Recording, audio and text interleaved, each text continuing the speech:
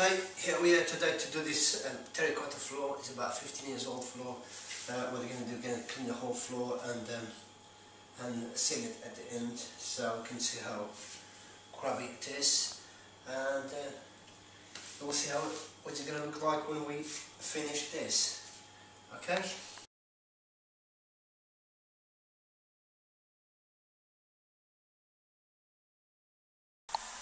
Right, we have finished cleaning this floor and sealed the floor with the matte finished seal. As you can see the difference already all over the floor, and that's it really. This floor is ready to go and to use, and this is what you get when you clean this properly, professionally. That's the result you get. Okay.